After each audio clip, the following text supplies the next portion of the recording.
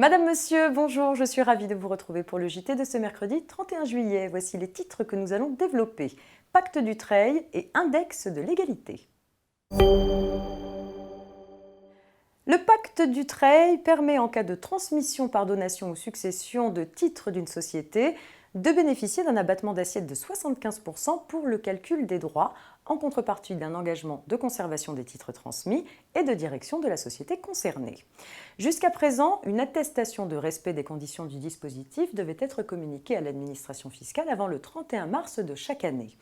Cette obligation a été supprimée le 1er janvier 2019. Dorénavant, cette attestation doit être produite à deux moments dans la vie du pacte. Tout d'abord, la déclaration de succession ou l'acte de donation doit, comme auparavant, être accompagné d'une attestation justifiant que les conditions de détention et de conservation sont satisfaites au jour de la transmission. Par ailleurs, les héritiers, donataires ou légataires doivent transmettre à l'administration fiscale au terme de l'engagement individuel auquel ils sont tenus ou sur demande une attestation de respect des conditions du pacte de manière continue jusqu'à leur terme. Après les entreprises de 1000 salariés et plus, c'est au tour de celles de plus de 250 à moins de 1000 salariés de publier leur premier index de l'égalité professionnelle au plus tard le 1er septembre 2019. Le ministère du Travail en a profité pour compléter début juillet les questions-réponses mises en ligne sur son site internet.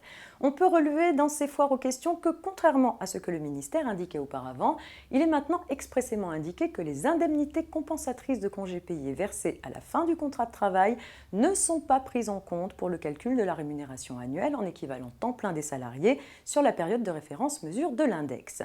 Par ailleurs, le ministère précise que les salariés absentent plus de 6 mois sur la période de mesure de l'index, mais qui sont revenus avant la fin de la période de référence, doivent être pris en compte pour le calcul de l'indicateur relatif aux augmentations en retour de congé de maternité.